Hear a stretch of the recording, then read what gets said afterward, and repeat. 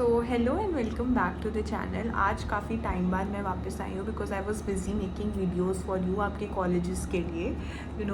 मुझे पता था कि अब सब बच्चे कॉलेजेस की वीडियोज़ देखना चाहेंगे और बहुत सारी क्वेरीज़ भी आ रही थी, इस वजह से मैं बना रही थी। लेकिन मुझे ऐसा लगता है कि अब जो ज़्यादा बिगर इशू आप लोगों के लिए पहले जो है वो ऑब्वियसली पहले जो ये नीट का इतना ज़्यादा चल रहा है और एनटीए की भी एक नई अपडेट आई है। मैंने सोचा आपको सबसे पहले उसके बारे में बता देती हूँ और भी जो इश्यूज़ चल रहे हैं मैं उसके बारे में बात करना चाह रही हूँ। ठीक है, तो वीडियो पूरी देखना। जो भी इश्यूज़ हैं या आपको जो भी प्रॉब्लम हो रही है, अगर आप आपको ऐसा लग रहा है कि कुछ आपके पास ऐसा वैलिड पॉइंट है जिसको लेके हम आपकी आगे बात कर सकते हैं या फिर उससे किसी की हेल्प हो सकती है एनटीए में ये जो भी इशू चल रहा है, या फिर आपके पास कोई भी प्रूफ है, कोई भी ऐसी बात है जिसको आपको लगता है कि जो लोग इतना ज़्यादा फाइट कर रहे हैं, काफ़ी सारे इंस्टीट्यूट्स एलन, आकाश, फिज़िक्स वाला सब लोग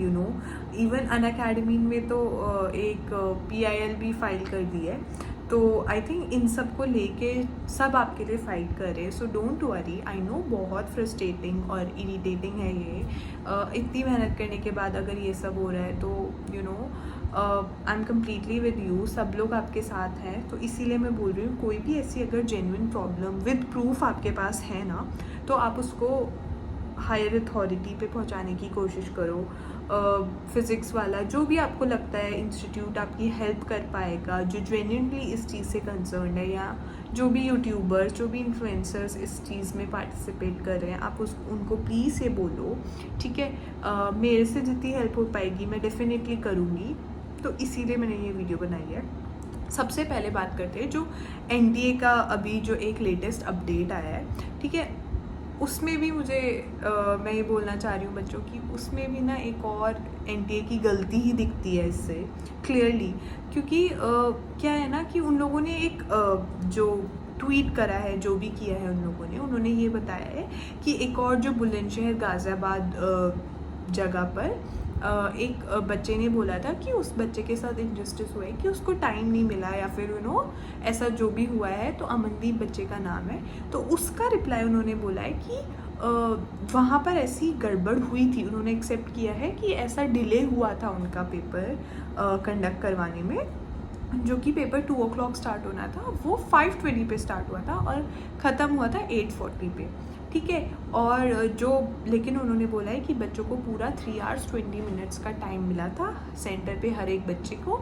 उनकी गड़बड़ ये हुई थी कि जो मीडियम में पेपर बच्चों को डिस्ट्रीब्यूट होना था वो उस मीडियम में नहीं हुआ था। तो इस वजह से उन्होंने जल्दी से अपनी करेक्शन करके बच्चों को सही पेपर देकर अपना पेपर कंटिन्यू करवाया था। अब प्रॉब्लम इसमें ये है ना बच्चों कि वो ये बोल रहे हैं कि उनसे ये गड़बड़ हुई थी। ठीक है, वो एक्सेप्ट कर रहे हैं और उन्होंने रिजॉल्व भी कर दिया था इस प्रॉब्लम को।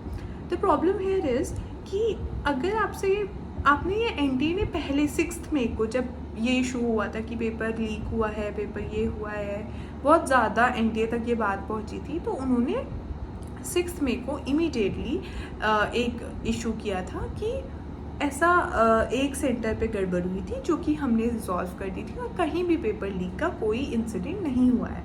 ठीक है, उन्होंने ये बोला था। लेकिन अगर उन लोगों को तो ये बात भी पता होगी ना कि यहाँ बुलंदशहर गाज़ियाबाद में ये प्रॉब्लम हुई थी, तो वो उस टाइम पर भी इस इशू को बोल सकते थे। उन्होंने अभी क्यों बोला? ठीक है, दैट मीन्स हो सकता है कि किसी और सेंटर पे भी इशू हुआ हो जिसका बच्चों ने क्वेश्चन नहीं किया तो उन्होंने आंसर नहीं दिया। ठीक है, तो ये एक प्रॉब्लम आई है। दूसरी एक और बात, आज मैं एक बच्ची का जेन्युइन बात सुन रही थी।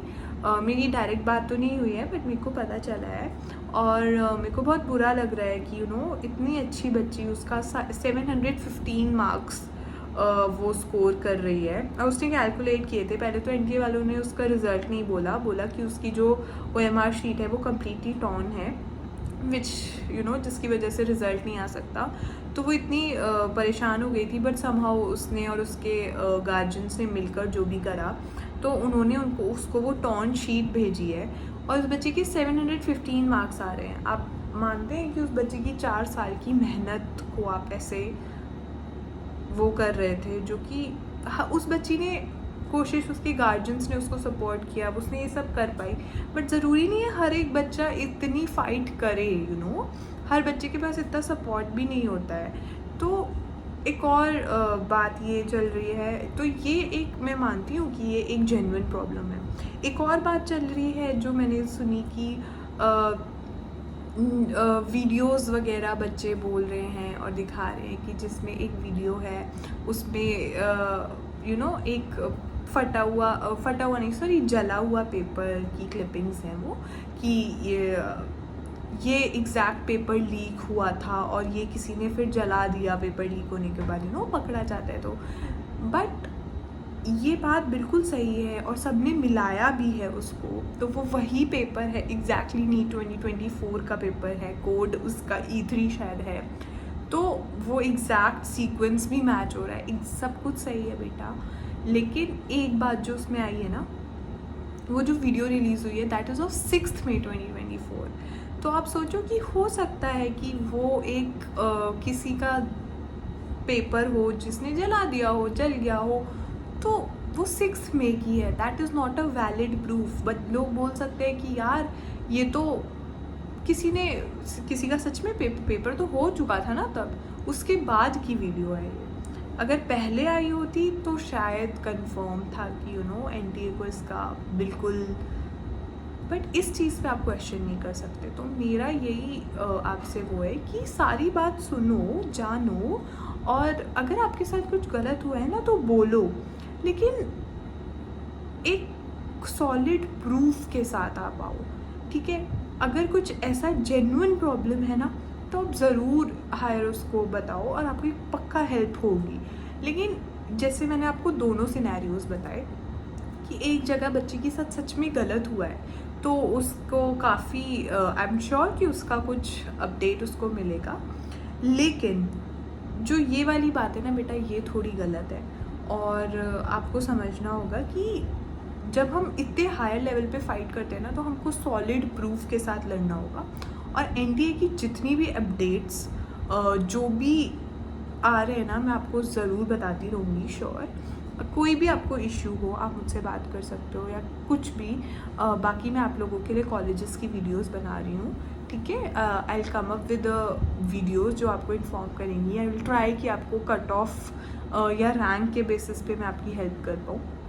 तो stay connected, subscribe the channel, okay, and keep supporting and अपने जोश हाई रखो, क्योंकि इस टाइम पर बहुत इम्पॉर्टेंट है यार, क्योंकि आई नो बहुत टफ है। पहले तो एग्ज़ाम के लिए पढ़ाई करो, इतनी मेहनत करो, उसके बाद ये सब, तो आई नो बहुत डिफ़िकल्ट टाइम है, बट थोड़ी हिम्मत और रखो। और कोई भी प्रॉब्लम हो मुझसे बात करो, किसी से भी बात करो इसके बारे में, ठीक है। बाकी I am always here, and कुछ भी क्वेरी हो, कुछ भी प्रॉब्लम हो, please comment down below, like, share, and please subscribe the channel.